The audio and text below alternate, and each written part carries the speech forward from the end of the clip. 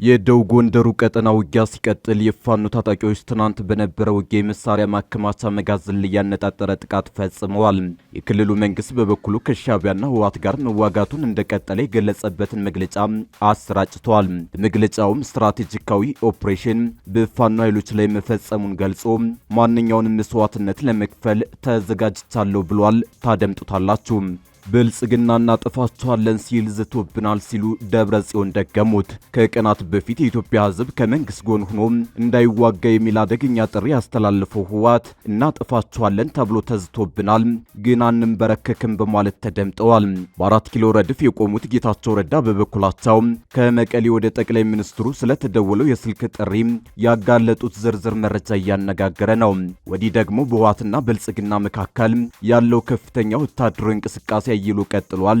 እንመለስበታለን። ጠቅላይ ሚኒስትር አብይ ወንድሜ ብለው የሚጠሯቸው የአረብ ኤሚሬትስ ንጉስ በጽና መታመማቸው ታወቀ። መሐመድ ቢን ዛይድ አል ናህያህ መታመማቸውን ተከትሎ ከቱርክ ፕሬዝዳንት ኤርዶጋን ጋር ሊያደርጉት የነበረው ጉዞ ተሰርዟል። በሌላ በኩል ኤርዶጋን በነገው ዕለት አዲስ አበባ የሚገቡ ሲሆን ከአብይ ጋር ወታደራዊ ስምምነቶችን እንደሚፈራረሙ ታውቋል። እናስደምጣቸዋለን። አንድ የኦሮሚያ ከፍተኛ ባለስልጣን ያለመከሰስ መብታቸው ተነሳ። ባለስልጣኑ ከሀገር መኮብለላቸውም ታውቋል።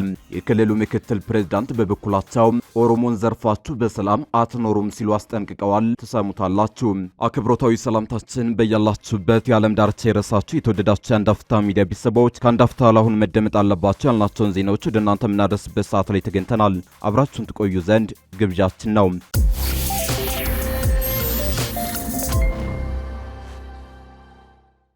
የደቡብ ጎንደሩ ቀጠና ውጊያ ሲቀጥል የፋኖ ታጣቂዎች ትናንት በነበረ ውጊያ የመሳሪያ ማከማቻ መጋዘን ላይ ያነጣጠረ ጥቃት ፈጽመዋል።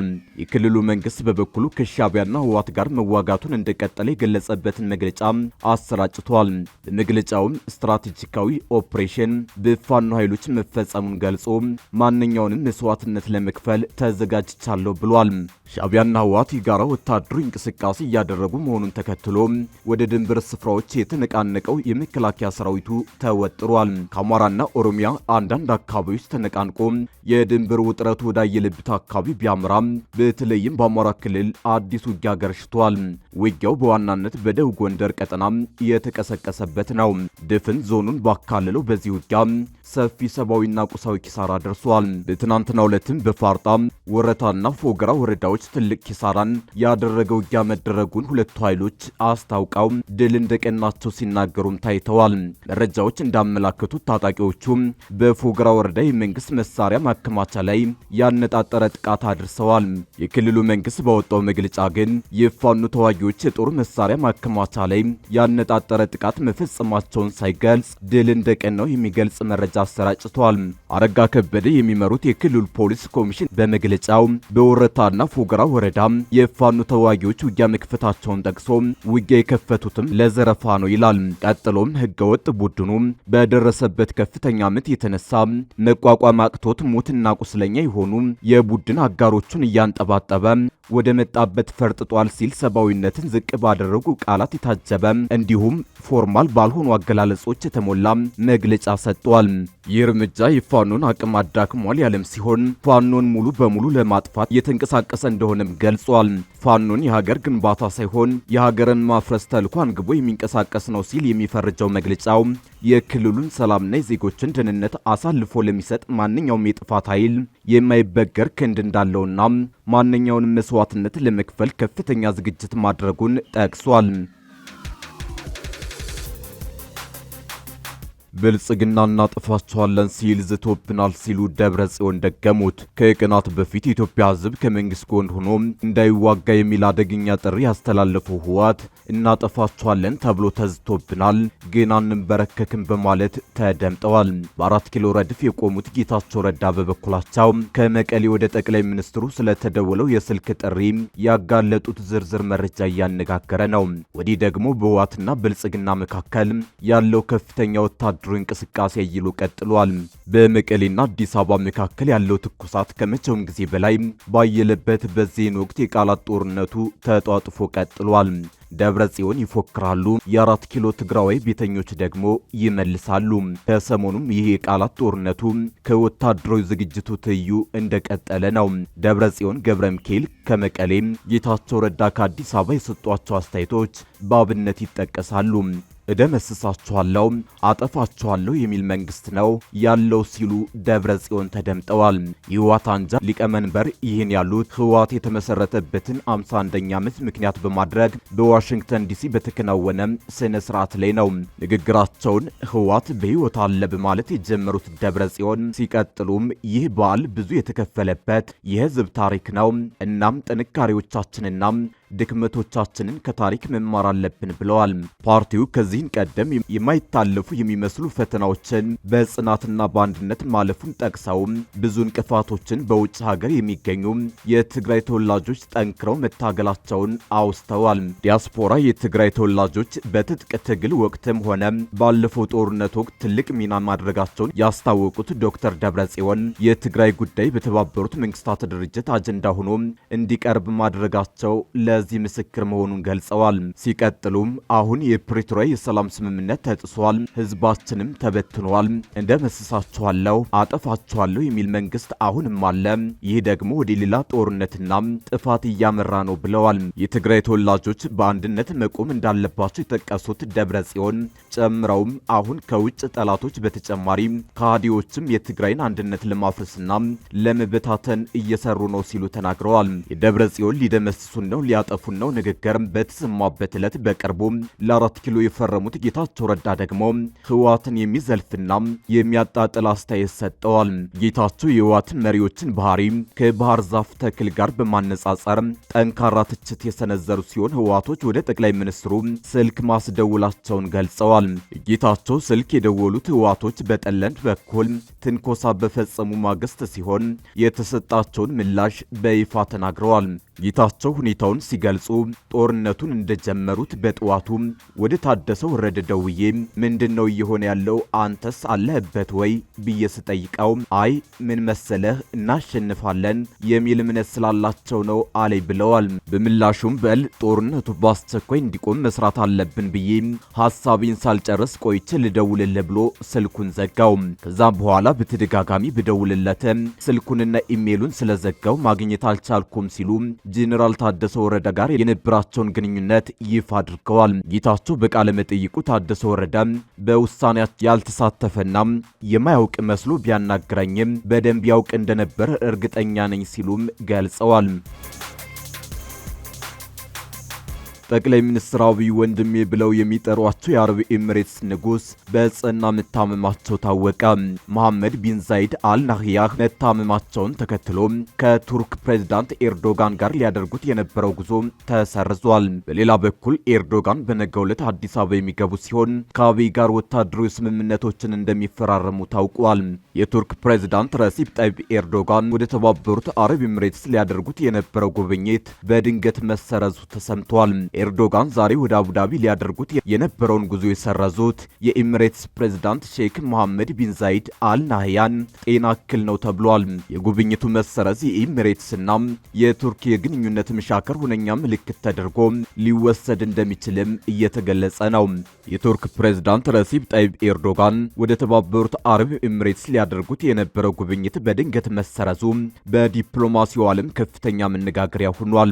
ምንም እንኳን ይፋዊ መግለጫ የኤሚሬትስ ፕሬዝዳንት ሼክ መሐመድ ቢን ዛይድ አል ናህያን በጤና እክል ምክንያት ቢሰጠም ጉዳዩ ግን ከዚህን ያለፈ ጥልቅ ፖለቲካዊ ፍላጎት እንዳለው እየተነገረ ነው። አቡዳቢ ከቱርክ ጋር ያላትን የቆየ ግንኙነት ወደ ጎን በመግፋት ለውይይት በሩን የዘጋቸው ሆን ብላ እንደሆነ እየተገለጸ ነው። ይህ እርምጃዋን በቀጠናው በተለይም በአፍሪካ ቀንድ ያለውን ውጥረት ይበልጥ ለማባባስ ካላት ፍላጎት ጋር የተያያዘ እንደሆነ ተገምቷል። አቡዳቢ ጉብኝት በቀጥታ ወደ ኢትዮጵያ ሊያቀኑ የነበሩት የቱርኩ ፕሬዝዳንት ነገ ማክሰኞ አዲስ አበባ ይገባሉ ተብሎ ይጠበቃል። ኤርዶጋን ወደ ኢትዮጵያ የሚያቀኑት ከጠቅላይ ሚኒስትር አብይ አህመድ ጋር በቀጠናዊ ጉዳዮች ላይ ለመወያየት መሆኑን ጽህፈት ቤታቸው ባወጣው መረጃ አመላክቷል። በአብይና ኤርዶጋን ውይይት ከሚደረግባቸው ጉዳዮች መካከል ሁለቱም ሀገራት በየፊናቸው የገቡበት የሱዳን ጦርነት፣ የኢትዮ ሶማሊያ ግንኙነትና አጠቃላይ የቀጠናው ውጥረት ሊሆን እንደሚችል ይጠበቃል። ይህ በእንዲህ እንዳለ ለጉብኝቱ መሰረት እንደ ምክንያት የቀረበው የሼክ መሐመድ ቢን ዛይድ ህመም ከፍተኛ ጥርጣሬን አጭሯል። መሪው በደም ካንሰር ሳይጠረጠሩ እንዳልቀረና የጤና ሁኔታቸው አሳሳቢ ደረጃ ላይ በመድረሱ ምክንያት ከህዝብ እይታ እየራቁ እንደሆነ የሚገልጹ መረጃዎች በስፋት እየተሰራጩ ይገኛሉ። በተለያዩ ቀጠናዎች የሚገኙ ባላንጣ ሀገራትን ወደ አንድ ለማምጣት የተለያዩ ጥረቶችን ስታደርግ የከረመችው ቱርክ ከቅርብ ዓመታት ወዲህ በዓለም አቀፍ መድረክ ያላትን የአሸማጋኝነት ሚና ለማሳደግ የምታደርገው ሙከራ ጨምራለች። አንካራም ኢትዮጵያና ሶማሊያን፣ ዩክሬንና ሩሲያን፣ ታሊባንና ፓኪስታንን በማሸማገል ረገድ ከፍተኛ ሚና ተጫውታለች። በሌሎች ቀጠናዎችም ባላንጣዎችን ለማስታረቅ ጥያቄ ስታቀርብ ከርማለች። የቱርክ ባላንጣዎችን የማሸማገል ጥረት አንካራም ገንቢ ሚና ያላት እንዲሁም ለዓለም አቀፍ መረጋጋት አዎንታዊ አስተዋጽኦ የምታደርግ ሀገር ሆና እንድትታይ እንደሚያደርጋት የሀገሪቱ ባለስልጣናትና የመንግስት ደጋፊ ተንታኞች ይናገራሉ። ይህ አካሄድ ቱርክን በዓለም መድረክ ላይ ያላትን ክብር እንደሚያሳድግም ያስረዳሉ። ከቅርብ ዓመታት ወዲህ ቱርክ አጎራባች በሆኑ አካባቢዎችና በሰፊው ቀጠና ውስጥ ያሉ ባላንጣዎችን አሸማግላለች። ለሶማሌላንድ እውቅና ያሰጣል የተባለው የአዲስ አበባና ሀርጌሳ ስምምነት መፈረምን ተከትሎ በሶማሊያና ኢትዮጵያ መካከል ተፈጥሮ የነበረው ውጥረት መፍትሄ ያገኘው በቱርክ አሸማጋይነት ነበር። ቱርክ በኢትዮጵያና በሶማሊያ ባለስልጣናት መካከል የተካሄዱ ቀጥተኛ ያልሆኑ ስብሰባዎችን አስተናግዳለች። በመጨረሻም በታህሳስ 2017 ዓ.ም ጠቅላይ ሚኒስትር አብይ አህመድና የሶማሊያው ፕሬዝዳንት ሐሰን ሼክ መሐመድ ወደ ቱርክ ተጉዘው ስምምነት ተፈራርመዋል። የቱርክ ፕሬዝዳንት ረሲፕ ጣይብ ኤርዶዋን መሃል ላይ ተቀምጠው በተፈጸመው ስምምነት ላይ ሁለቱም ሀገራት አንዳቸው ለሌላቸው ሉዓላዊነትና ነጻነት እውቅና መስጠታቸው ይታወቃል። አንድ የኦሮሚያ ከፍተኛ ባለስልጣን ያለመከሰስ መብታቸው ተነሳ። ባለስልጣኑ ከሀገር መኮብለላቸውም ታውቋል። የክልሉ ምክትል ፕሬዝዳንት በበኩላቸው ኦሮሞን ዘርፋችሁ በሰላም አትኖሩም ሲሉ አስጠንቅቀዋል። የጨፌ ኦሮሚያ የአንድ አባል ያለመከሰስ መብትን በማንሳትና የቀረቡለትን የ88 እጩ ዳኞች ሹመትን በማጽደቅ መደበኛ ስብሰባውን አጠናቋል። የጨፌ ኦሮሚያ አፈጉባኤ ወይዘሮ ሰዓድ አብዱራህማን አቶ ገመቹ ደበለ በፈጸሙት ወንጀል ያለመከሰስ መብታቸው ተነስቶ በሕግ እንዲጠየቁ ለምክር ቤቱ የውሳኔ ሐሳብ አቅርበዋል። የምክር ቤቱ አባላት ግለሰቡ የፈጸሙት ወንጀል በዝርዝር እንዲብራራ የጠየቁ ሲሆን አፈጉባኤዋ የአባሉ ያለመከሰስ መብት እንዲነሳ የተጠየቀው በርካታ ሂደቶችን ካለፈ በኋላ መሆኑን ገልጸዋል። አባሉ በከፍተኛ ወንጀል መጠርጠራቸው በተለያዩ አካላት መረጋገጡንም አብራርተዋል። በተጨማሪም የክልሉ አቃቢ ሕግ ግለሰቡ በአሁኑ ወቅት አምልጠው እንደሚገኙና በተጠረጠሩበት ወንጀል በሕግ ቁጥጥር ስር ለማዋል ያለመከሰስ መብታቸው መነሳት እንዳለበት አመልክቷል።